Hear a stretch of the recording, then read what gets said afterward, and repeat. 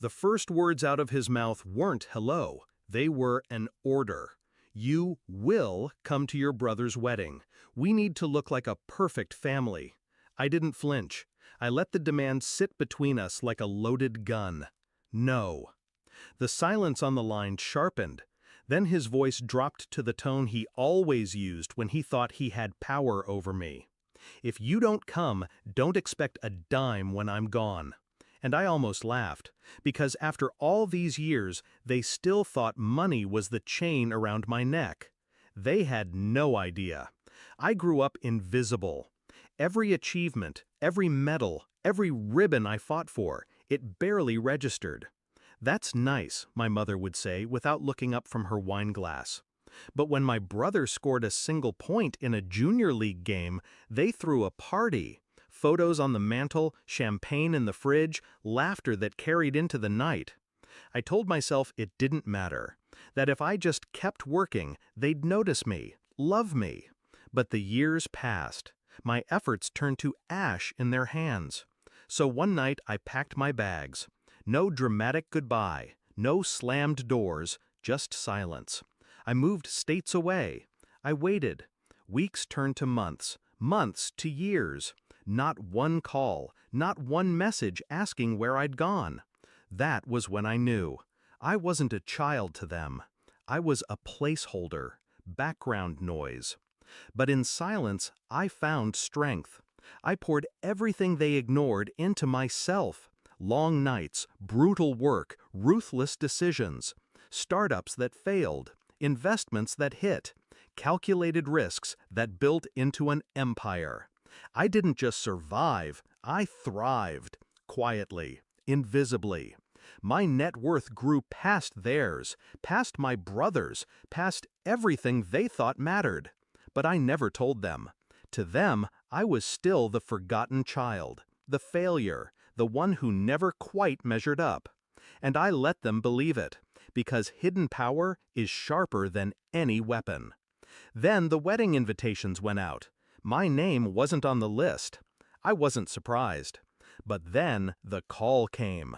Not out of love, not out of guilt, out of need. They wanted me there, not as family, but as furniture, a smiling extra in their perfect photograph.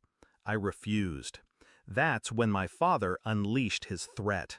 Disinheritance, legacy, shame. All the words he thought would break me.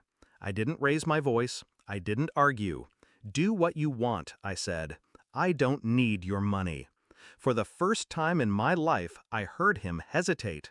But I wasn't finished. They wanted a performance. I'd give them one. On my stage, on my terms.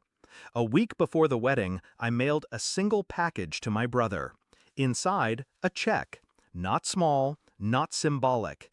Big enough to buy their entire venue outright. Signed in my name. No note, no explanation. Just numbers. I knew exactly what would happen. My brother would open it. He'd show it to them. My parents' faces would collapse under the weight of reality. The child they ignored, the one they dismissed, the one they threatened, had outbuilt them, out-earned them, outlasted them, all without their help. The day of the wedding, I wasn't there, but I can imagine the scene. My father, stiff in his tuxedo, trying to force a smile while whispers ripple through the crowd. Guests asking about the absent sibling, the mysterious check, the imbalance that couldn't be ignored. My mother, smile frozen, glass shaking in her hand. And my brother, the golden child, standing at the altar while the shadow of the forgotten one stretched long across his perfect day. That was my revenge. Not yelling, not fighting, not begging for a seat at their table. No, I built a higher table, and they weren't invited. Later that night, my phone buzzed again. My mother's voice, low, almost broken. "We didn't know. We didn't realize. Please come back."